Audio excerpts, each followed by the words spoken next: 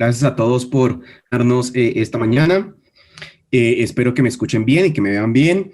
Esta va a ser una charla, espero muy amena, muy distendida, sobre dos temas que a nosotros nos interesan mucho en el DILA, que es básicamente diseño e innovación. Hablamos de ello todos los días y esperamos, digamos que compartir algunas ideas que tenemos al respecto con ustedes. Vamos a arrancar por algo bien sencillo, digamos que en el marco en el contexto de la presentación, y es ¿a qué reto nos estamos enfrentando hoy en día? ¿Listo? Básicamente, a ver, uno de los más mencionados en noticias, en eso, es todo lo que tiene que ver con el medio ambiente. Digamos que ecosistemas degradados, recursos que se están agotando, un sistema natural un poco caótico que nos mueve entre sequías e inundaciones y, por supuesto, el más nombrado de todos, digamos que el fenómeno de calentamiento global, que la Tierra se está calentando y que eso trae consigo una serie de problemas y de retos importantes para nosotros como seres humanos. Pero no todo se trata de medio ambiente, también podemos hablar de retos a nivel social. Una pequeña porción de la población mundial tiene solucionadas sus necesidades básicas, pero la realidad es que una gran proporción no lo tiene. Digamos que todavía hablamos de pobreza, hablamos de, digamos que lugares de poca habitabilidad, falta de servicios públicos. Entonces, digamos que a nivel social también tenemos retos importantes a los cuales nos tenemos que enfrentar. Tenemos retos a nivel tecnológico y esto tiene que ver con en los últimos 30, 40 años hemos desarrollado tecnologías muy interesantes y tenemos que ver cómo podemos operar estas tecnologías, tenemos que diseñar y desarrollar productos y servicios que usen esas tecnologías y que nos sirvan para mejorar nuestra calidad de vida. Entonces, en esta línea también tenemos, digamos que, muchos retos. En relación a la tecnología, también tenemos otra clase digamos que, de problemáticas que tenemos que enfrentar relacionadas con temas como seguridad de la información, privacidad, cómo se usan nuestros datos, hasta qué punto vamos a empujar el desarrollo tecnológico para desarrollar labores del día a día. Entonces, aquí se han generado polémicas bien interesantes, no sé si son conscientes de todo lo que se ha hablado últimamente de los algoritmos de inteligencia artificial que están detrás de los buscadores y de las redes sociales y cómo estos pueden influenciar comportamientos que no siempre son deseados. Incluso grandes compañías como Facebook han tenido que salir a dar disculpas porque efectivamente reconocen que sus algoritmos han influenciado de alguna u otra forma comportamientos digamos que no éticos en la sociedad. Entonces digamos que aquí hay otro tema, digamos que un tema es desarrollar tecnologías para diseñar nuevos productos y servicios, pero por el otro también hay consideraciones más de carácter ético sobre el uso de la tecnología y sobre cómo manejamos la información que digamos que estos dispositivos pueden llegar a manejar. Tenemos problemas de carácter logístico, digamos que las ciudades han crecido enormemente, estas urbes presentan, digamos que retos relacionados con movilidad, con cómo hacer de estas grandes ciudades, digamos que organismos sustentables, cómo podemos asegurar calidades de vida, digamos que satisfactorias para todas las personas que viven en estas grandes urbes, cómo podemos asegurar trabajo. Entonces, digamos que el mensaje al que quiero llegar es que los retos son de diversa naturaleza. Digamos que hay algunos que de pronto están más relacionados con el tema de sustentabilidad y de cómo podemos vivir mejor en este planeta. Hay otros que tienen que ver con tecnología, con cómo desarrollamos nuevas tecnologías, cómo las usamos. Otros que tienen que ver con operación, con logística, con lograr, digamos que, habitabilidad en las ciudades y también en zonas rurales. Y hay otra serie de problemas que a veces pasan desapercibidos o invisibilizados de alguna u otra forma que tienen que ver con cosas un poco más intangibles, como por ejemplo la salud mental. Digamos que cómo también de alguna u otra forma podemos enfrentarnos a poblaciones en donde se presentan cada vez más este tipo de problemáticas y cómo podemos ayudar efectivamente a solucionar o a trabajar este tipo de problemáticas de carácter, por ejemplo, mental. La pandemia del COVID-19 ha agudizado los problemas y ha creado retos nuevos, retos que no teníamos hace un año, básicamente. Entonces, cosas como, por ejemplo, el distanciamiento social, que en principio lo tenemos que hacer para mantenernos saludables o para evitar el contagio, genera una serie de retos adicionales. Piensen que los sistemas de transporte hoy en día no pueden transportar el mismo número de personas que transportaban hace un año. ¿Cómo nos adaptamos a eso? ¿Cómo logramos que podamos prestar de alguna otra forma los servicios que la sociedad necesita, pero considerando cosas como, por ejemplo, el distanciamiento social y todas las restricciones a las que nos hemos visto abocados en este último año y que según las proyecciones van a continuar por lo menos por otro año más hasta que la cosa esté un poco más controlada, ¿cierto? Nos hemos movido también por el tema de la pandemia al teletrabajo y eso ha generado retos relacionados en cómo podemos ser productivos desde nuestros hogares, qué tipo de plataforma necesitamos para poder colaborar, para poder trabajar eficientemente con nuestros compañeros de oficina y efectivamente, digamos que lograr que las cosas avancen aún en estas condiciones. Algunos sectores particularmente se han visto muy golpeados por la pandemia. Esta es una noticia de hace un par de días del sector de bares y de restaurantes en España, pero esto se traslada básicamente digamos que a todo el mundo. Muchos negocios han tenido que cerrar en esta época, son pérdidas de trabajo, es de alguna u otra forma un retroceso social y económico muy fuerte y a eso nos estamos enfrentando hoy en día. ¿Cómo podemos recuperarnos de una situación que nos ha dejado hasta cierto punto mal parados para comenzar este año nuevo?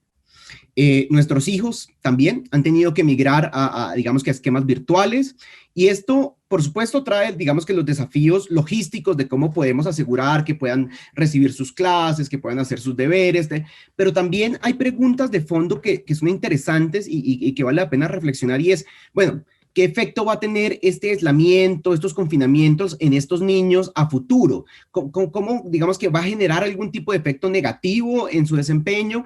Ese tipo de preguntas no son menores y son de los retos que nos ha presentado el COVID-19.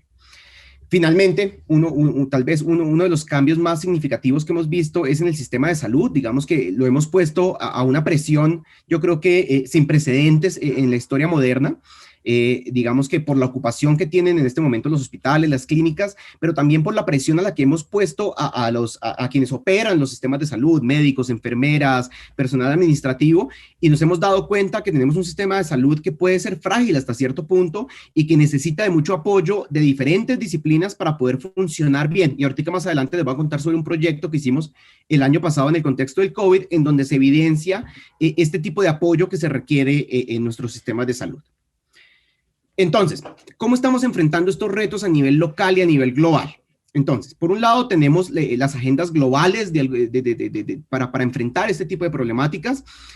Hacia el año 2000 se definieron cuáles eran los objetivos del milenio y en el 2015 se revisó, digamos que los avances de estos objetivos y se plantearon los objetivos de desarrollo sostenible.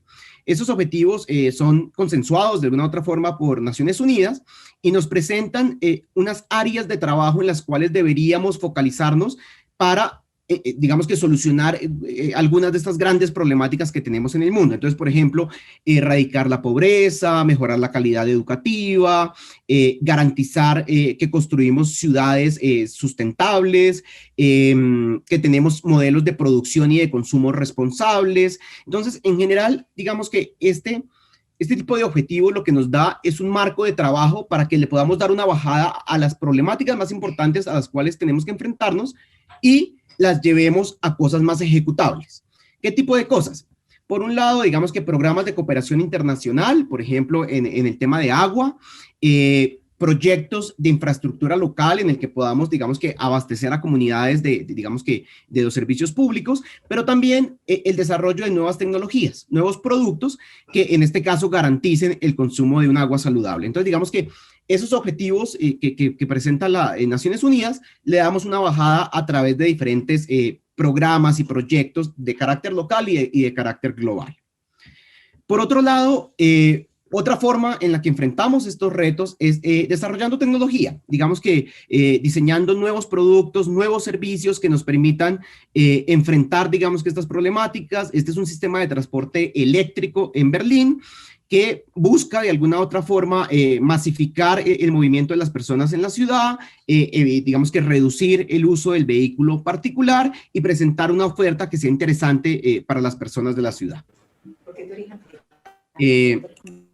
Creo que hay un micrófono abierto. Ya lo silenciaron. Ya, listo, Cuéntame. gracias, muchas gracias, perfecto. Otra forma de darle una bajada a, digamos que, o de enfrentar estos retos a los que nos estamos enfrentando hoy en día, es a través de leyes. Leyes, por ejemplo, de carácter local. Aquí en Chile estamos en este momento en un proceso de implementación de la ley REP. Ley REP significa Ley de Responsabilidad del Productor, en donde básicamente 6 áreas, principalmente estamos trabajando hoy en día con 6 áreas, pero eso se va a extender a otras, digamos que a otros sectores. Están trabajando por ver cómo hacemos que los productores se hagan responsables de sus productos, incluso al final de su ciclo de vida.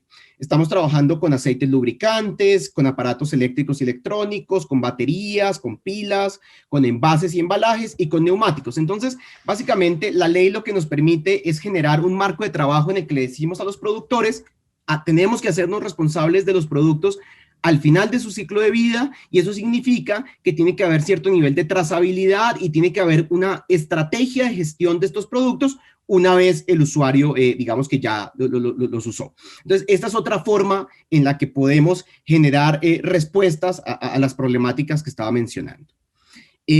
Obviamente, digamos que una respuesta que también es muy válida y es muy potente es lo que hacen las industrias. Digamos que el diseño y el desarrollo de nuevos productos, de nuevos servicios, reconocer que tenemos una variabilidad de necesidades en el mundo muy grande y que tenemos que atender esas diferentes necesidades con diferentes tipos de productos y diferentes tipos de innovaciones. Entonces, digamos que la industria también es un actor clave a la hora de responder a estos retos de los que hablaba. Por otro lado está el emprendimiento, digamos que pequeños emprendedores que deciden lanzarse, digamos que al mercado con nuevos productos, con nuevos servicios, con nuevos sistemas. Esta es una aplicación desarrollada por un emprendedor chileno, pues, por un grupo de emprendedores chilenos que se llama Lazarillo, y es una aplicación desarrollada para facilitar la movilidad de personas con algún tipo de impedimento visual en las ciudades. Es una app que ha ganado varios premios, que ha ganado financiación y que hoy en día ya se encuentra, digamos que operando en diferentes países del mundo, y es, nuevamente, otro tipo de respuesta a las problemáticas mencionadas. Y finalmente también está lo que hacemos desde la academia. Desde la academia también tenemos la capacidad de desarrollar nuevos programas, de acercarnos a la comunidad, de generar vínculos que de alguna u otra forma lleven al desarrollo de soluciones a estas problemáticas que mencionaban. Justamente en estos días estamos haciendo un proyecto muy bonito que se llama las escuelas tecnológicas, en donde vinculamos niños de regiones a través, digamos que de un kit tecnológico para que desarrollen productos y desarrollen sus competencias, digamos como de tecnología, de innovación, de diseño. Entonces, digamos que esta es otra forma de hacerlo. En todo esto, el diseño juega un papel muy importante. Digamos que el diseño nos permite de alguna otra forma articular conocimientos, herramientas, información para innovar, para aprovechar oportunidades y para generar las soluciones que necesitamos. Este modelo, hay muchos modelos para representar el proceso de diseño. Este es uno que a mí particularmente siempre me ha llamado la atención. Yo creo que ya lo podría decir que es un clásico, porque digamos que se usa mucho y digamos que ha tenido muy buen reconocimiento tanto en la academia como en la práctica. Fue formalizado por el Design Council del Reino Unido en el 2005, pero en realidad recoge, digamos que conceptos que vienen de mucho más atrás. Es muy sencillo de entender y por eso tal vez a mí me llama la atención. Este modelo presenta el proceso de diseño a través de 2 grandes diamantes. El primer diamante es un diamante de formulación y el segundo diamante es un diamante de desarrollo de soluciones. Son 4 etapas básicas: descubrir, definir, desarrollar y entregar. Y lo que se hace es que arrancando en un contexto desconocido, yo utilizo una serie de herramientas que me permiten conocer ese contexto, empatizar con el usuario, definir una oportunidad y después desarrollar una solución. No voy a entrar en más detalles que eso. Las cosas interesantes que les decía que como que recoge de años atrás es la idea, por ejemplo, de divergencia y de convergencia que ocurre en el proceso de diseño. Digamos que cuando estamos diseñando un nuevo producto, cuando diseñamos una solución, divergemos cuando queremos conocer el contexto, cuando queremos, digamos que, conocer todas las variables implicadas. Después convergemos para poder definir una oportunidad sobre la cual queremos trabajar. Volvemos a diverger para buscar diferentes alternativas de solución, diferentes ideas que queremos testear, y finalmente convergemos a una solución, a un artefacto que queremos ya entregar como solución. Entonces, digamos que esa es como la idea general. A lo largo de ese proceso, y aquí viene una parte que es bien importante, utilizamos diferentes tipos de herramientas que están de alguna u otra forma centradas en lo humano, centradas en el ser humano, para entenderlo, para entender cuáles son sus necesidades, para entender cuál es el contexto en el que estamos trabajando, para visualizar información que nos da herramientas para tomar decisiones, para visualizar las soluciones que estamos desarrollando, para testear esas soluciones con los posibles usuarios. Entonces, a lo largo de este proceso de diseño y la forma como lo mostraban estos dos diamantes, se utilizan diferentes tipos de herramientas para garantizar que efectivamente estamos satisfaciendo necesidades reales, que estamos atendiendo la oportunidad que definimos y que estamos, digamos que constantemente involucrando a los potenciales usuarios en el proceso. Digamos que esa es como la lógica inicial, pero además de esto, este modelo de dos diamantes también nos permite reflexionar un poco sobre cómo hacemos las cosas, nos permite reflexionar sobre el proceso mismo y sobre las etapas de ese proceso. Hace muy poco, digamos que a finales del año pasado, con el profesor Iñaki Goñi, que también es un profesor del diplomado, escribimos un artículo sobre un concepto que a los dos nos parece muy interesante, que es el diseño responsable o digamos que la responsabilidad en el proceso de diseño.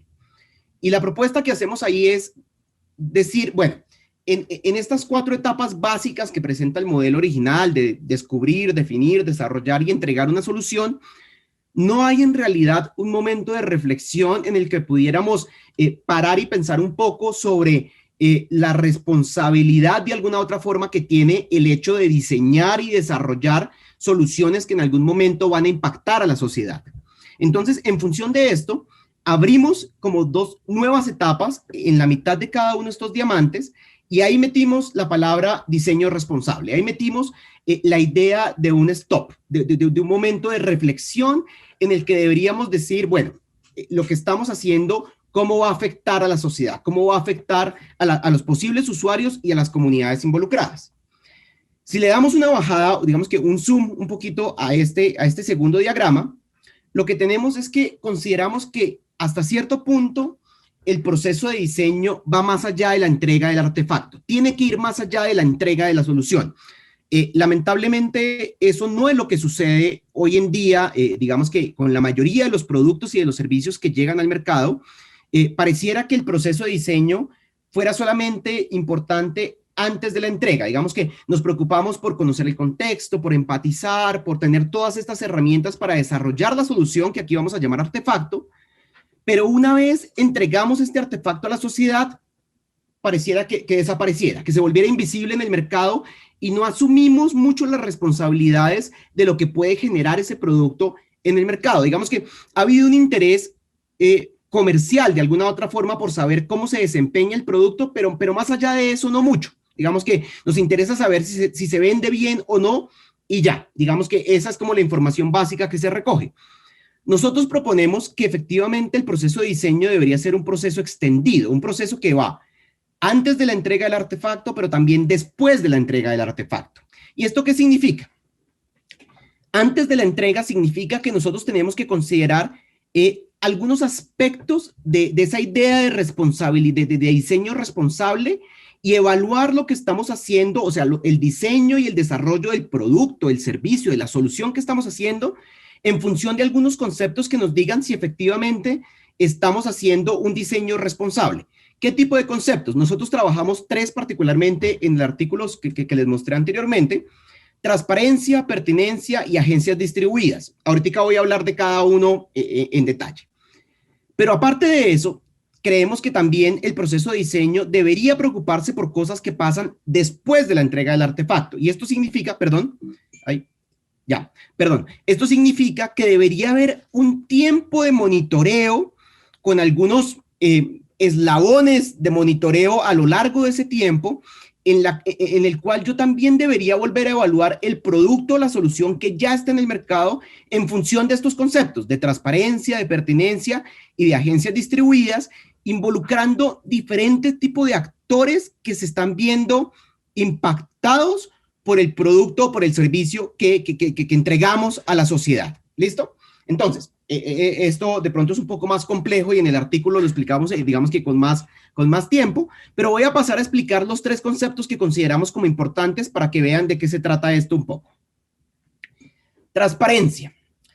No sé si conocen este producto, se llama Alexa, es de Amazon, y es este tipo de, ¿cómo lo podemos decir? Asistentes virtuales que se han puesto de moda, con los cuales se puede establecer cierto nivel de interacción, y yo le puedo pedir cosas al asistente, que me recuerde cosas, que compre cosas por mí, bueno, digamos que una serie de actividades, pero aquí la pregunta, más allá del producto, más allá digamos que la tecnología, interesante es, ¿sabemos todos qué pasa con la información que yo le doy a Alexa?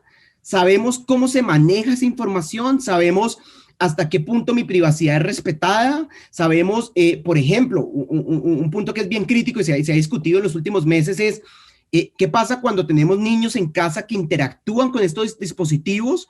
¿Cómo podemos controlar que efectivamente la información que puede ser sensible de estos niños se maneje de una forma apropiada?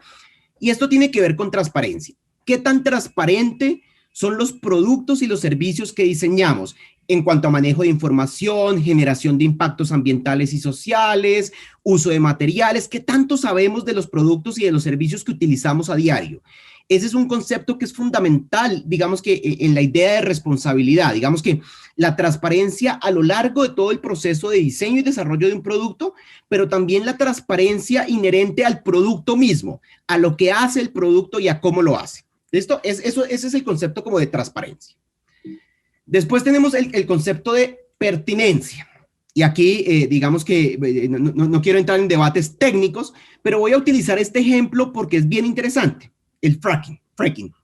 Digamos que este proceso de explotación de petróleo que ha causado mucha controversia en los últimos años, porque desde el punto de vista técnico hay, digamos que, unas diferencias sobre el posible impacto que tiene sobre las capas inferiores de la Tierra. Básicamente hay quienes dicen que el proceso es seguro y podemos sacar petróleo de esta forma.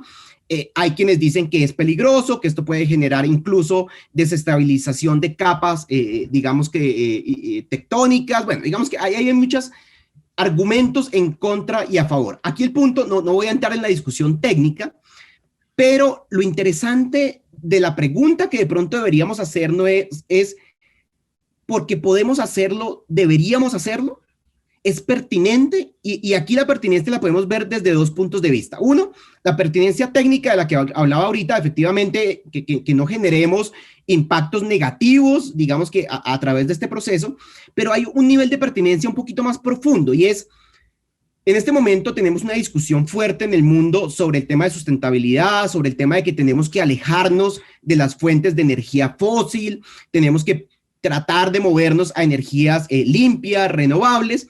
Entonces la pregunta aquí es, si esa es la discusión, si eso es lo que queremos como planeta, queremos movernos hacia allá, entonces tiene sentido buscar nuevas alternativas para seguir sacando digamos que combustibles fósiles de la Tierra, incluso cuando estos pueden generar impactos negativos. O sea, la pregunta es, volvemos al tema, pertinencia, ¿lo debemos hacer? ¿Será que sí debemos continuar en esta línea de trabajo? ¿Debemos desarrollar esta tecnología? ¿O tal vez debemos movernos hacia otro lado? Entonces, aquí viene la otra reflexión, pertinencia. ¿Listo? Y finalmente está el de agencias distribuidas. Agencias distribuidas tiene que ver con saber quién es responsable de qué y hasta qué punto se debe hacer responsable. Y esa responsabilidad puede ser centralizada, puede ser descentralizada, puede ser distribuida. Si lo ponemos en el contexto del proceso de diseño, pensemos que el diseñador es muy responsable del proceso antes de la entrega del artefacto, ¿cierto? Digamos que cuando está, digamos que desarrollando el producto, desarrollando la solución. Pero debería hacerse también responsable cuando el producto o la solución ya está en la sociedad. ¿Hasta qué punto lo hacemos responsable al diseñador de los efectos negativos o positivos que tiene ese producto en la sociedad? ¿Quién más debería ser responsable? ¿El gobierno como un agente de control? ¿Los usuarios directamente? Porque digamos que también tienen que asumir algo de esa responsabilidad del uso de los productos. Entonces, esto de agencias distribuidas tiene que ver con la idea de que tenemos que reconocer que hay muchos responsables alrededor del uso, del diseño, del desarrollo y el uso de un producto, de una solución en la sociedad y que esas responsabilidades pueden ser de diferente tipo y digamos que pueden haber actores que son más o menos responsables, pero que tenemos que reconocerlos. Entonces, este tipo de reflexiones en paralelo a la operación del proceso de diseño son muy interesantes. O sea, no solamente se trata de diseñar y desarrollar nuevos productos, también se trata de ver cómo diseñamos y desarrollamos nuevos productos, nuevas soluciones, nuevos servicios, cómo innovamos, porque al final del día la discusión es eso. Necesitamos innovar, necesitamos nuevos productos, nuevos servicios, nuevas soluciones que atiendan de alguna forma los retos a los que nos estamos enfrentando, de los que hablábamos al principio, pero la pregunta también debería ser cómo innovamos, cómo llegamos a esas soluciones. ¿Listo? En ese sentido, yo le voy a hacer una bajada a un tema que a mí personalmente me llama mucho la atención, es mi tema central de trabajo, pero la idea es que en realidad se puede hacer bajadas a muchos temas diferentes. Yo voy a hablar un poco de diseño sostenible y economías circulares, porque como lo mencioné, es de alguna otra forma mi área central de trabajo y nos sirve para ver cómo podemos darle una bajada a lo que acabamos de hablar, a lo que acabamos de ver. ¿Listo? En los últimos 150 años, 200 años, nuestro modelo de producción y de consumo ha sido básicamente el mismo. Ha sido un proceso estrictamente lineal, en donde básicamente explotamos recursos naturales, los transformamos en productos, en servicios, los comercializamos, el usuario los adquiere, los usa y después son desechados. ¿Listo? Ese es como el modelo genérico al que nos hemos enfrentado. Ese modelo económico o ese sistema económico se construyó bajo unas hipótesis que no son del todo ciertas, pero que permitieron que el modelo se desarrollara y digamos que floreciera a lo largo del siglo pasado. ¿Qué tipo de premisas que no son ciertas, digamos que soportaron este modelo económico? Se pensaba que los recursos naturales eran infinitos, que podíamos sacar, extraer y nunca se iban a acabar, lo cual no es cierto. Considerábamos que las fuentes de energía para producir no eran relevantes, no era un punto de reflexión importante, teníamos los combustibles fósiles y teníamos una oferta lo suficientemente grande como para pensar que podíamos utilizarla sin ningún tipo de consideración. ¿Listo? Los impactos negativos de este modelo de producción como contaminación, emisiones industriales, problemas incluso sociales derivados de este modelo, no eran tenidos en cuenta. Digamos que fue un modelo movido fuertemente por incentivos económicos, porque fuera eficiente, porque fuera productivo y porque generara ganancias. Entonces, en esta idea, de alguna u otra forma, tenemos un modelo que era básicamente tomar, hacer y votar. ¿Listo? Esa era como la idea, que se basaba en unas premisas que no eran del todo ciertas y que en este momento ya sabemos que tiene un límite físico que no podemos superar. Eso significa que ya nos dimos cuenta que efectivamente los recursos se agotan, ya sabemos que la energía digamos que es un tema central dentro del modelo económico y que no podemos depender digamos que de combustibles fósiles por mucho tiempo más. Ya sabemos que los impactos ambientales y sociales de ese modelo de producción tienen que estar involucrados en esa ecuación con la cual evaluamos los productos y los servicios que producimos en el modelo, y entonces se nos presenta una alternativa que es interesante, que es viable y que hoy en día digamos que está como en boga, pero más allá de ser una tendencia, lo interesante es entender qué hay detrás de esta oportunidad y ver que efectivamente puede ser una solución interesante a esa linealidad con la que veníamos trabajando. Ese modelo es el modelo de economía circular, ¿listo? Que voy a tratar de explicar, digamos, de forma muy breve. Básicamente nos propone que una vez nosotros explotamos materias primas, las transformamos en productos a través de un proceso de manufactura o desarrollamos servicios a través de ellas y llegamos al usuario o al consumidor, una vez digamos que se haya satisfecho la necesidad inicial de alguna otra forma por la cual el usuario adquirió ese producto, este producto o este servicio, digamos que no debería ser desechado inmediatamente. Digamos que hay una oportunidad de mantener los productos en el sistema el mayor tiempo posible para que entreguen el valor para el cual fueron diseñados y desarrollados.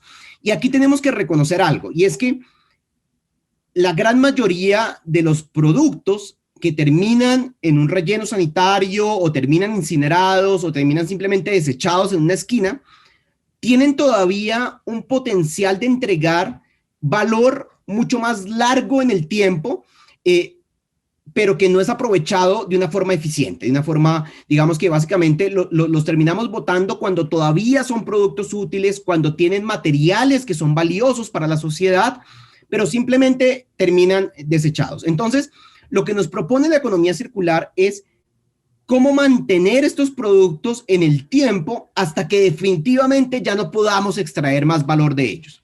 Y para poder hacer esto, nos propone una serie de conceptos que son bien interesantes. Desde el punto de vista técnico, que son las cascadas que están a la derecha, digamos que estas curvas se llaman cascadas, digamos que desde el punto de vista técnico nos dice, mire, un producto se puede reusar, se puede reparar, se puede remanufacturar y finalmente se puede reciclar, pero básicamente deberíamos mantenerlo en el sistema el mayor tiempo posible. Por el lado biológico, que son las cascadas verdes, lo que nos dice es cualquier tipo de material que utilicemos en nuestros productos y servicios debería volver a la tierra sin generar ningún daño. Debería poder volver a los sistemas naturales sin generar daños. Entonces, además de estos conceptos, digamos que iniciales que menciono, como por ejemplo reusar, reparar, remanufacturar, que es lo que al final nos va a permitir mantener los productos en el sistema circulando y por eso se llama economía circular, porque la idea es que podamos tener ciclos cerrados en donde evitemos el desecho. Aparecen otros conceptos importantes. Aparece, por ejemplo, el concepto de revalorización de residuos. La economía circular nos dice, mire, ninguna industria debería producir basura en el concepto clásico visto de que va a terminar en un relleno sanitario. No, cualquier tipo de residuo que produzca una industria debería servir para alimentar otra industria, debería ser la materia prima de otra industria. Además de eso, o más bien amarrado a este concepto, entonces aparece la idea de que la basura no debería existir. La basura es un concepto humano, digamos que hasta cierto punto. Si ustedes se fijan en sistemas naturales, la basura no existe. Todo residuo de alguna otra forma es aprovechado por alguien más, como alimento, como abono, como fertilizante. Entonces, en el sistema natural o en el sistema, digamos que en los sistemas más naturales, el concepto de basura no existe. Nosotros nos hemos inventado ese concepto de basura, de un residuo que no tiene ningún tipo de valor y que termina acumulándose en algún punto. Entonces, no voy a entrar en más detalles para digamos que no alargar. Yo podría hablar de este tema mucho tiempo, digamos que de la conceptualización de economía circular, pero me parece más interesante que veamos unos ejemplos en donde se cruzan los dos temas de los que veníamos hablando, el diseño y la innovación. Cómo a través del diseño yo puedo desarrollar soluciones que efectivamente sean innovadoras y que se enfrenten o nos ayuden a enfrentar los retos de los que hablábamos al principio. Piensen en la industria del plástico. Digamos que una industria que ha estado como en el ojo del huracán durante los últimos años, pero hay una razón para que haya estado en el ojo del huracán. Más o menos, todo el plástico que consumimos en el mundo se produce con un 98% de materia prima virgen. ¿Listo? Derivados del petróleo. Básicamente, hablemos de plásticos tradicionales, no hablemos de bioplásticos. ¿Listo? Plásticos tradicionales. Consumimos, o más bien, producimos al año 78 millones de toneladas de plásticos, de diferentes tipos de plásticos. ¿Listo? ¿Qué pasa con esos plásticos después de que se usan? El 32% de esos plásticos, de esas 78 millones de toneladas, terminan en el medio ambiente, terminan infiltrándose en el medio ambiente, en ríos, en bosques, en terreno, digamos que terminan infiltrándose en el medio ambiente. 40% de esas 78 millones de toneladas terminan en rellenos sanitarios, terminan enterrados en la tierra, en donde el proceso de degradación puede durar miles de años. El 14% se va a un proceso de incineración en donde hay algo de recuperación de energía, pero que también genera una serie de problemas de emisiones, digamos que complicadas. Solamente el 14% de esas 78 millones de toneladas se recolecta para ser reciclado. Dentro de ese proceso de reciclaje, el 4% se pierde. Se pierde por diferentes razones técnicas, porque no se puede reciclar, porque son pedazos demasiado pequeños y se pierden en el proceso. El 8% se reciclan de alguna otra forma para otro tipo de productos y solamente el 2% llega a cerrar el ciclo. Solamente el 2% de esas 78 millones de toneladas vuelve para hacer nuevo plástico. ¿Listo? Esa es la problemática a la que nos enfrentamos en el modelo lineal en el que funcionamos. La propuesta de una economía circular alrededor de la industria del plástico, ¿cuál es? Menos de la mitad de la producción del plástico o de los productos plásticos que utilizamos debería provenir de materia prima virgen. Menos de la mitad. ¿Listo? Al nivel de diseño y de producción y de uso de los plásticos en el mundo, deberíamos generar un primer ciclo de reuso. O sea, deberíamos garantizar que estos plásticos de un solo uso no existan, que todo producto plástico sea reusado hasta que ya no se pueda usar más. Y una vez ya no lo podamos usar más, deberíamos minimizar todo tipo de infiltración de plásticos al medio natural. Digamos que no debería haber esta infiltración. La mayoría de este plástico que consumimos en el mundo debería cerrar el ciclo, y eso significa que debería ser plástico que permita hacer más plástico, porque es que no solamente es crear materiales para otras, digamos que para otro tipo de fines, deberíamos lograr cerrar el círculo y con esto reducir cada vez más el uso de materia prima virgen. ¿Y con esto a qué voy? En ningún sentido el punto es satanizar al producto o satanizar a la industria del plástico. No, digamos que el plástico nos ha permitido tener aplicaciones que nos han mejorado, digamos que la calidad de vida, digamos que a niveles impensados, en aplicaciones médicas, en aplicaciones alimenticias. O sea, hay cosas que no hubiéramos podido llegar a hacer sin el plástico. Ahora lo que tenemos que hacer es cómo repensamos la industria del plástico, cómo repensamos el uso del plástico en el mundo y cómo garantizamos que el uso, el diseño y la producción de productos plásticos sea responsable con el medio ambiente, con la sociedad, con el futuro que nos depara. ¿Listo? Entonces, vamos a hablar, digamos que en estos últimos 10 minutos, de cómo el diseño efectivamente aquí empieza a jugar un papel muy importante dentro del contexto de economía circular.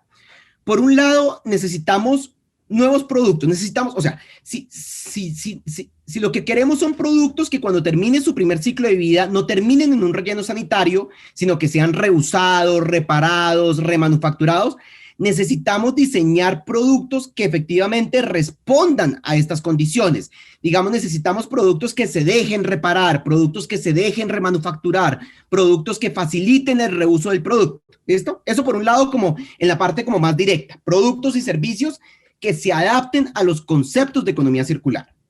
Por otro lado, tenemos que diseñar nuevos modelos de negocio, tenemos que diseñar estrategias de cómo llevamos este tipo nuevo de productos, digamos que estos productos innovadores al mercado, cómo logramos que efectivamente esto, digamos que pase de ser una tendencia a que se masifique y logremos efectivamente el desarrollo de estas economías circulares en reemplazo de este modelo lineal del que hablábamos al principio. Necesitamos diseñar también, y aquí el diseño también juega un punto importante, ciclos logísticos y operativos que nos permitan recuperar producto. Hablábamos, por ejemplo, de la ley REP al principio, ¿cierto? Y decíamos que era la ley de responsabilidad extendida del productor. Y decíamos que el productor se tenía que hacer responsable de su producto cuando el usuario ya no lo use. Para hacerse responsable, tiene que haber un nivel de trazabilidad y un nivel de recuperación de los productos muy alto. Eso hay que diseñarlo, eso no pasa, digamos que por defecto. Hay que ver cómo efectivamente yo como productor puedo garantizar que puedo recuperar mis productos al final y puedo hacer algo con ellos. Entonces, digamos que esto tiene que ver con logística inversa, con ciclos inversos. Y finalmente, el diseño también debería influenciar la política pública, debería influenciar que el marco regulatorio facilite el diseño de este tipo de innovaciones y este tipo de modelos de negocio. Y desde el diseño deberíamos proveer de alguna u otra forma las herramientas para que se entiendan cuáles son los cambios que necesitamos para lograr, digamos que, erradicar un poco el paradigma lineal y establecer el paradigma circular dentro del diseño y desarrollo de soluciones en el mundo. Entonces, para terminar, lo que les voy a mostrar son ejemplos de productos, de soluciones, de servicios innovadores que le apuntan a esta idea de circularidad. Y se los presento porque detrás de esto hay diseño, detrás de esto hay ingeniería, detrás de esto hay herramientas para conocer los contextos, detrás de esto hay un proceso que se cuestiona cómo debemos hacer las cosas y que de alguna u otra forma involucra algunos de estos elementos de responsabilidad que mencionaba con anterioridad. Reuso. Esta es una compañía norteamericana que se llama Loop, que básicamente garantiza que un empaque no llegue, no se deseche una vez un producto es terminado, sino que se reutilice muchas veces. Y entonces provee un servicio muy completo, muy integral, en donde el usuario recibe una maletica con sus productos. Y aquí algo interesante es que son productos de marcas reconocidas, digamos que no se tiene que hacer, el usuario no tiene que hacer un sacrificio de alguna otra forma de utilizar productos que no conoce, ¿no? Digamos que son productos de línea. Y lo que pasa es que una vez los empaques se terminan de utilizar, el usuario los coloca en la maletica y en el siguiente mes le recogen los empaques vacíos y le llegan nuevos productos. Un empaque de estos puede tener 90, 100 ciclos antes de tener que ser reprocesado en algo diferente. Entonces, digamos que esta es una idea de reuso. Esta es otra idea de reuso. Esta es una empresa brasilera que se llama Alma, en donde básicamente ellos producen prendas de vestir y productos textiles, pero lo interesante es que no utilizan materia prima, cero materia prima, digamos que virgen, perdón, cero materia prima virgen. Todos los productos lo hacen con residuos textiles de otras industrias. Digamos que otras industrias que hacen otro tipo de productos textiles desechan piezas pequeñas, desechan, digamos que retail, de alguna, retazos de alguna otra forma, y a partir de esos retazos ellos hacen sus colecciones de ropa y de elementos textiles. Digamos que reuso de otros materiales, no necesariamente de materia prima virgen. En el área de reparación hay diferentes ejemplos. Este es uno que a mí me parece interesante, que es Patagonia, una empresa también, digamos que de ropa y de elementos como deportivos, de alguna otra forma. Y aquí lo que se propone es reparación. Es cómo yo puedo garantizar que los productos duren mucho tiempo. Digamos que que la persona no tenga que reemplazarlos cuando hay un pequeño defecto o una pequeña falla y yo pueda seguir, digamos que, usándolos a largo plazo. Patagonia lo ofrece como un servicio para sus usuarios, digamos que se reparan chaquetas, se reparan jerseys, y lo que hacemos con esto es garantizar que esta chaqueta, que puede tener un ciclo de vida, no sé, de 20 años, no termine desechada a los 5 años porque, pues, digamos que tiene un pequeño agujero o algo. Digamos que este es un ejemplo de la idea de reparación y cómo podemos hacernos responsables de los productos más allá de su primer uso. Aparece la idea de los cafés de reparación. Los cafés de reparación han surgido alrededor del mundo y lo que pretenden es que cuando un producto se dañe, las personas tengan una alternativa para repararlo. Digamos que esta idea de reparación no es nueva. Digamos que yo creo que si nos devolvemos un poquito y hablamos con nuestros abuelos, muchos productos cuando se dañaban se reparaban y digamos que la primera opción era repararlos. Pero poco a poco esto se ha perdido. Digamos que la idea de reparación, por una serie de incentivos un poco perversos del mercado, sale a veces más barato comprar un producto nuevo que reparar uno que se dañó. Entonces, digamos que por facilidad o por lo que sea, terminamos comprando un producto nuevo y desechando un producto que de pronto con una pequeña reparación podría seguir siendo útil. Entonces, aparecen estos cafés de reparación en donde hay voluntarios que saben cómo reparar productos, que se conectan de alguna otra forma con la demanda, o sea, con personas que quieren reparar sus productos, y se puede extender la vida útil de un producto, digamos que todavía puede entregar el valor por el cual fue diseñado. Este es otro ejemplo. Aparece la idea de remanufactura. Remanufactura ya es un proceso un poco más elaborado, digamos que no es una reparación menor, en realidad aquí tomamos el producto y lo volvemos a llevar a la planta de producción y lo hacemos pasar por una serie de procesos para poder garantizar que tenemos otra vez un producto con el nivel de calidad y de servicio esperado. Pero lo interesante es que aquí es que tenemos ahorros muy importantes de materiales, de energía.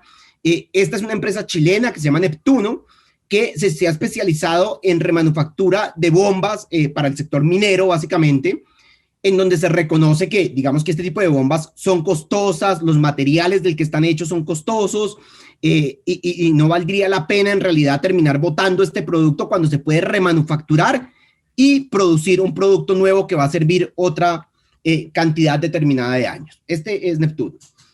Hay empresas grandes como por ejemplo Caterpillar que tiene como tal un área de remanufactura exclusiva que se llama Caterpillar Reman, que digamos que garantiza que de alguna u otra forma gran parte de su maquinaria pesada es remanufacturada. Digamos que pasan por un proceso de remanufactura, pasan por un proceso de actualización y vuelven al mercado como un producto nuevo y genera, digamos que una serie de ingresos bien importantes para la compañía. Este es otro ejemplo de remanufactura.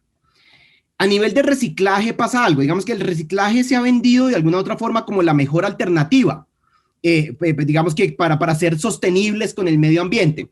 Pero en realidad el reciclaje debería ser como la última alternativa cuando ya definitivamente no podemos garantizar que el producto puede seguir circulando en el proceso, y en ese momento lo que tenemos que hacer es procesarla para poder rescatar algo de los materiales que están embebidos en ese producto. ¿Listo?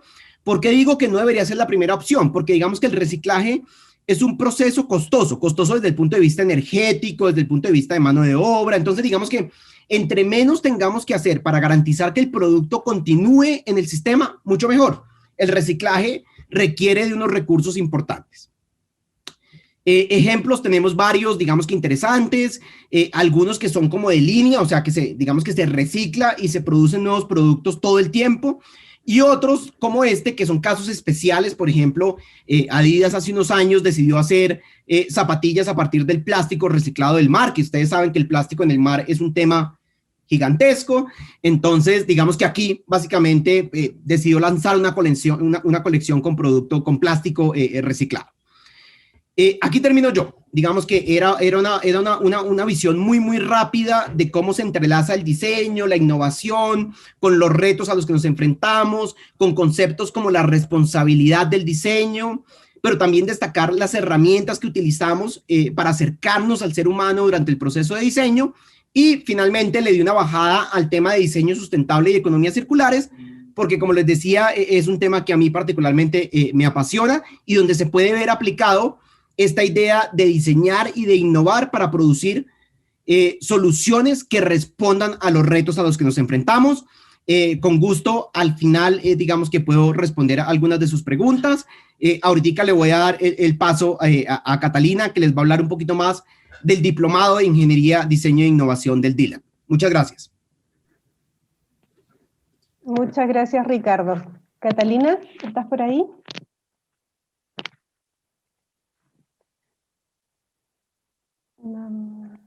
Hola. Ahí sí, sí, ahí te escuchaba.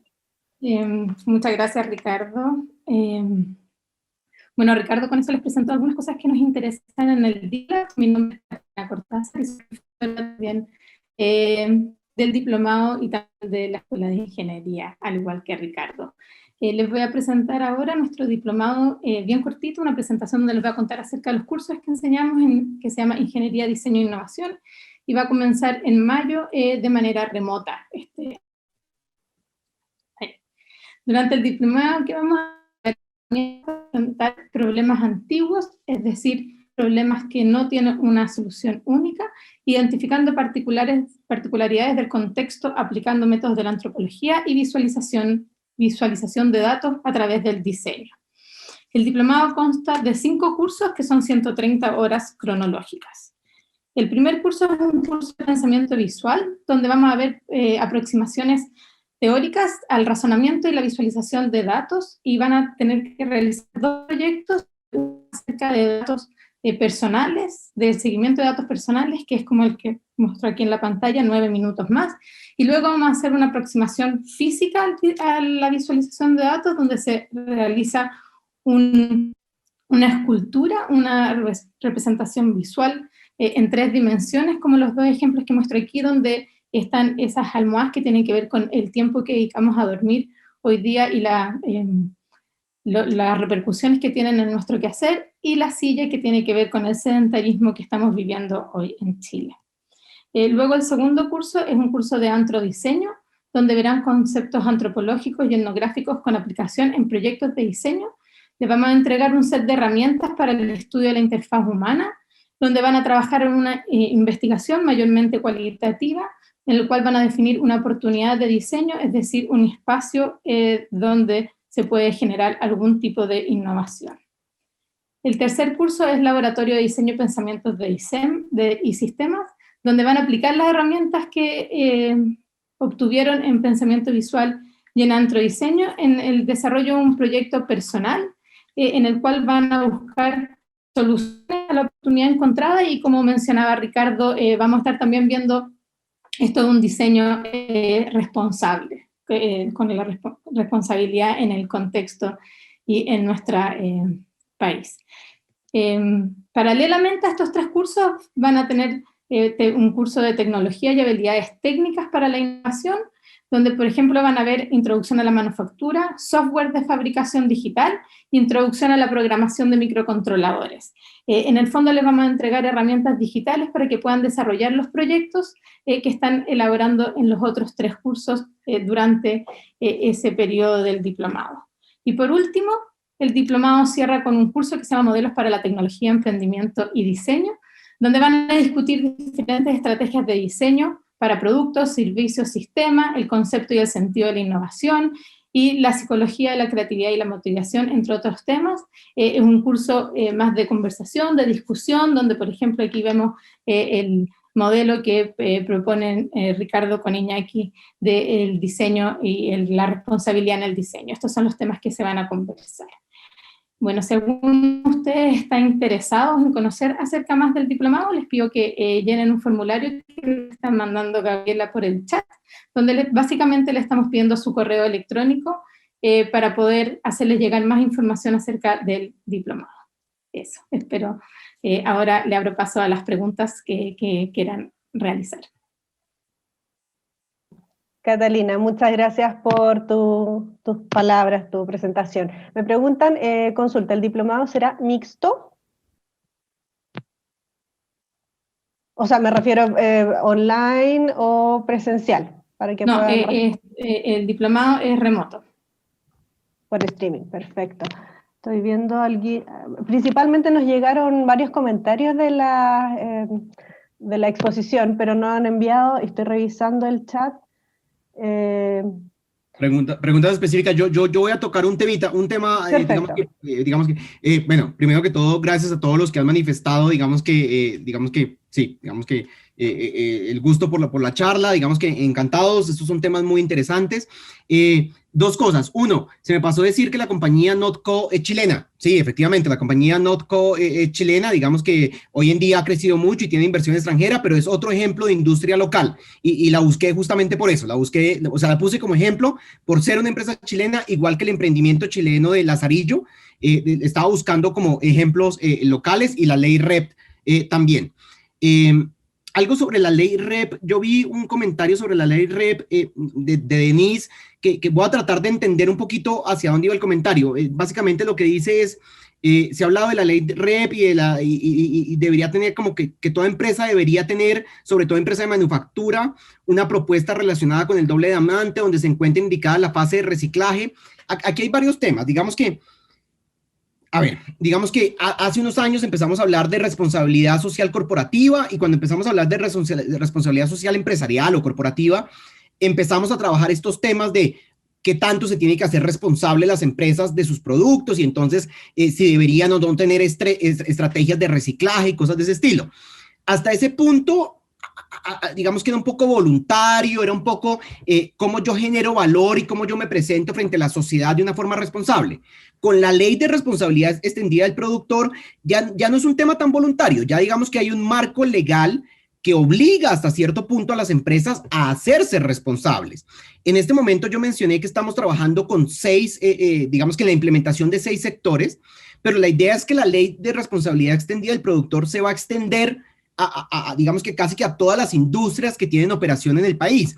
Y este precedente no es una cosa aislada. Digamos que en la Unión Europea, hacia el año 2000, se empezaron a generar este tipo de políticas y de directivas que hacían que los productores se hicieran responsables de sus productos a lo largo de su ciclo de vida, incluso después de que eran utilizados. Entonces, digamos que estoy de acuerdo con Denise en que este tipo de estrategias cada vez más van a tener que hacer parte de la organización, no solamente por el marco regulatorio del REP, sino porque de alguna otra forma es la forma de competir en un mercado que exige este tipo de aproximaciones hacia sus productos y servicios. Yo creo que por ahí iba ese comentario. No sé si, Paulina, si tú has identificado de pronto alguna otra pregunta. Yo vi un comentario sobre Patagonia. Hago un disclaimer aquí, o sea, los ejemplos que yo presenté no son ejemplos perfectos. Digamos que con toda seguridad vamos a poder encontrar pros y contras de cada una de estas aproximaciones de la industria. El ejemplo de Patagonia lo menciono porque involucra un poco la idea de que cuando un producto se daña, la solución primaria no debería ser botarlo. Digamos que debería haber algún tipo de reflexión acerca de si se puede seguir utilizando este producto más tiempo. Y Patagonia ha hecho esa reflexión y dentro de su filosofía dice que sus productos deberían durar mucho tiempo. Son productos costosos y ahí podemos entrar en otra discusión de qué tan sustentables son estos productos a ese precio. Pero yo rescato el punto de la reflexión en la que dicen que sus productos deben durar y que si un producto se daña no es el fin del producto. Digamos que se puede reparar y se puede mantener prestando su servicio durante mucho tiempo más. Y ahí yo creo que hay un valor, ahí hay un valor que se puede rescatar. Yo creo que Cristian tiene la mano levantada, no sé si quiere hacer una pregunta. Ay, yo no me había dado cuenta, perdón. Sí, hace un rato escribí a Cristian que nos enviara por favor su pregunta por el chat. Sí, por favor, y así ahí la compartimos. No la ha enviado todavía. Y así la compartimos con todos, sí, yo estoy de acuerdo. De todas maneras, mira, te dejé las preguntas por interno Okay. para que las puedas revisar, pero de todas maneras, pregunta de Luis Vázquez, ¿todos los módulos se refieren a productos y servicios? Y otra pregunta del diplomado de Javier Calderón, ¿puede optar el diplomado una persona de diseño de vestuario? ¿Cuáles son los requisitos mínimos? A ver, yo puedo contestar y Cata me ayuda ahí a contestar estas preguntas y de pronto Gaby también me puede ayudar. Nosotros diseñamos, o sea, no es estrictamente producto, digamos que, a ver, buscamos diseñar soluciones y las soluciones pueden ser una mezcla de varias cosas. Digamos que sí, vamos a hacer cosas tangibles como más producto, pero vamos a hacer aproximaciones, por ejemplo, a información, a visualización de datos, que es lo que hace Cata en su curso de pensamiento visual. Hacemos aproximaciones un poco más críticas al proceso de diseño, que es lo que hacemos con Iñaki en el último módulo. Entonces, en realidad son una mezcla de diferentes cosas y los proyectos que han hecho los estudiantes, digamos que anteriormente muestran esta variedad. Digamos que se han diseñado juegos, se han diseñado dispositivos, digamos que de tecnología, se han diseñado infografías, o sea, hay diferentes tipos de productos, no quiero llamarlo productos, de artefactos, entendiendo el artefacto como en una visión muy amplia de lo que se puede, de lo que trabajamos en el diplomado.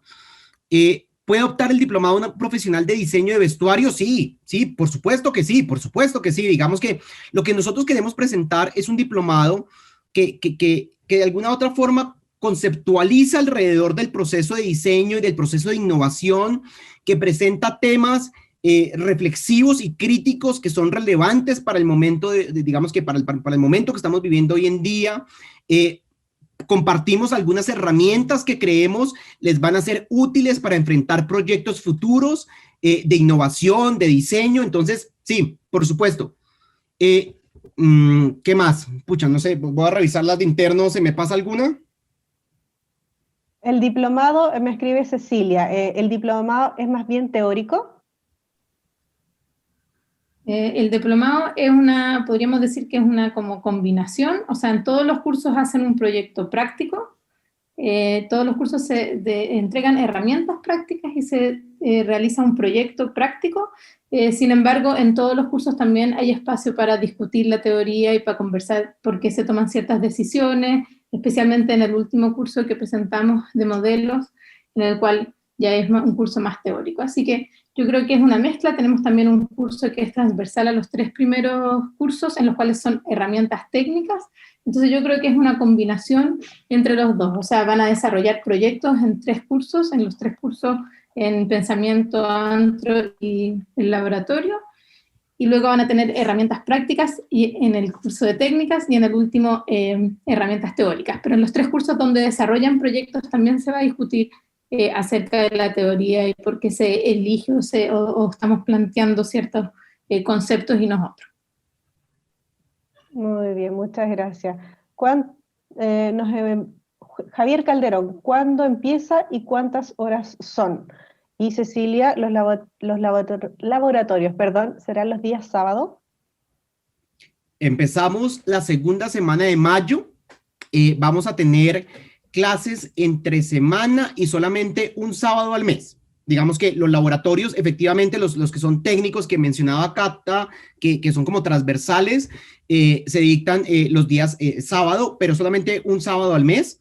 Y para, digamos que amarrar con la siguiente pregunta, que qué experiencia requiere softwares, no, digamos que no hay como unos prerequisitos establecidos de que tengan que manejar un software determinado. En realidad estos talleres están muy pensados para digamos que introducir las herramientas.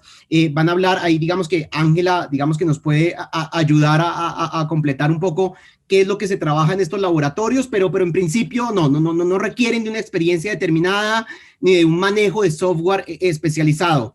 Ángela, no sé si quieres completar algo en este punto. Hola, ¿qué tal? Hola a todos. Bueno, los software en realidad son como aproximaciones, no hay que ser experto, pero es para que nos hagamos una idea de cómo se vincula la fabricación digital a la creación en un software. Pero nada, o sea, no se van a encontrar con nada que no puedan manejar, ninguna sorpresa, así que ahí es como una introducción y ustedes pueden también seguir desarrollándolo. Muchas gracias. Bueno, Ronald había preguntado anteriormente, Ronald Arias, ¿es solo diplomado? ¿Hay seguimiento a magíster? En este momento no, es solamente el diplomado, no tenemos una extensión a magíster en este momento. Ya, también preguntan por el horario y por lo que estoy viendo en la página y también les dejamos los links ahí en el chat. Es de lunes a miércoles de 18 a 21 a 15 horas y sábado de 9 a 13 horas. Una corrección chiquita, Paulina, no es de lunes a miércoles, es lunes y miércoles. Lunes y miércoles, tienes toda la razón. Y miércoles. Perfecto. ¿Listo? Lunes y miércoles en la noche y sábados, un sábado al mes. Muchas gracias por la corrección. Y también alguien había preguntado. ¿Perdón? No te escuché. No, que alguien había preguntado, son 130 horas cronológicas el diplomado. Perfecto, muchas gracias. Mira, enviaron hace un ratito atrás, dame un segundo que aquí estoy revisando. Luis Soto había enviado 2 veces su pregunta, pero la última para que también se pueda contestar. El transporte eléctrico es una buena alternativa en las grandes metrópolis que contaminan, pero en algunos países como en Chile el costo de un vehículo es costoso. ¿Cómo debiera trabajar el gobierno en esta solución? Listo, hablemos rápidamente de ese tema. A ver, yo soy de la visión que las soluciones, los productos que son más sostenibles y que deberíamos propender por ellos, no pueden ser más costosos que las alternativas que no lo son, porque entonces se cae por su propio peso. Digamos que terminamos optando, digamos que por las alternativas que se nos presentan de pronto más al alcance. Entonces, para responder a esa pregunta, una es que si efectivamente los carros eléctricos son más caros que los carros convencionales, ahí deberíamos preguntarnos por qué. ¿Qué está pasando? Digamos que es un tema de impuestos, es un tema de tecnología, y entonces si es un tema de tecnología, tenemos que abaratar la tecnología. ¿Cómo hacemos eso? Ahí viene temas de investigación y desarrollo, viene tema de innovación. Bueno, si es un tema de impuestos, efectivamente, como digamos que lo propone Luis, hay que trabajar a nivel de política pública de cómo lograr que efectivamente podamos, digamos que introducir nuevas tecnologías que son más amigables con el medio ambiente y que sean asequibles para la sociedad. Yo no soy un experto en política pública, pero sí conozco ejemplos interesantes de qué están haciendo algunos gobiernos para poder, digamos que, ¿cómo se diría? Digamos que transformar sus parques automotores. Hay un documental muy interesante de un canal alemán que se llama DW, que muestra lo que está haciendo particularmente Noruega y Finlandia desde el punto de vista de gobierno para hacer esa transformación. Y lo que está haciendo básicamente es exigiendo cuotas cada año. Digamos que los productores que quieren vender vehículos en sus países tienen que garantizar que hay un mínimo porcentaje de carros eléctricos vendidos cada año, y poco a poco esa cuota va subiendo, y el punto es que haya una transformación total del parque automotor. pero estoy de acuerdo con Luis, ese es un tema complicado, es un tema de política pública, es un tema de incentivos desde el gobierno, que tiene que ver con impuestos, que tiene que ver con cómo hacemos que estas tecnologías sean asequibles para las personas, y ahí esa es una discusión bien larga, pero muy interesante el punto, Luis. Gracias, Ricardo. Mira, la última pregunta, yo creo que ya por un tema de tiempo para respetar los tiempos de todos, es una pregunta de Daniel, pero seguramente es la persona que no renombró, no sé, cambió su nombre. Cursé el diplomado en innovación y emprendimiento. ¿Cuánto más aporte el programa de ustedes hacia su formación? A ver, Cata, si quieres arranca tú o arranco yo, como quieras. Dale. A ver, desde lo que conozco del diplomado de innovación y emprendimiento, pero no quiero, digamos que aquí como pisarnos, digamos que yo creo que cada diplomado tiene su orientación y tiene su valor. Tengo entendido que el diplomado de innovación y emprendimiento considera el emprendimiento como en su visión más clásica, como de emprender, de generar empresa, de generar un negocio de alguna otra forma, y si me equivoco, por favor, me corrigen. Nosotros no trabajamos el tema de emprendimiento particularmente en ninguno de nuestros cursos con esta perspectiva de crear negocio, de crear producto. No. Nosotros consideramos el emprendimiento, y sí lo hablamos en el último curso, más como esa capacidad de desarrollar un proyecto, de sacar adelante un proyecto personal, pero no desde la visión de negocios. Digamos que nosotros nos focalizamos mucho en el proceso de diseño y en vivir el proceso de diseño e innovación a través de diferentes proyectos, respondiendo a problemáticas como las que yo mencioné al principio de la presentación, problemáticas ambientales, problemáticas sociales, problemáticas tecnológicas. Entonces, digamos que yo creo que ahí pueden estar un poco las diferencias. Mi recomendación de pronto es ver como el material de los diplomados en cuanto a los cursos, y si tienes dudas, ¿quién nos hizo la pregunta? Se me perdí, pucha. Esa pregunta nos la hizo Daniel. Pucha, no sé si es Daniel, porque como todos sentaron como Daniel, pero bueno, para la persona que nos haya hecho la pregunta, si tienen dudas particulares, nos pueden contactar a través de la información que les colocamos en el chat, de mi correo electrónico, el correo de Cata, y podemos discutirlo un poco más para ver efectivamente cuáles son como los puntos de valor adicional que podía entregarte este diplomado. Muchas gracias. Ya, la última, porque de verdad esta es la última. ¿Hasta cuándo hay plazo para inscribirse? Pero desde ya les comento que pueden inscribirse y desde ya pueden consultar a los datos, como dijo Ricardo, que hemos agregado en el chat. Desde ya le doy las gracias a Ricardo y a Catalina por su tiempo, su disposición en conectarse a esta hora con todos nosotros. No sé si quieren agregar algo más, Ricardo o Catalina, para finalizar.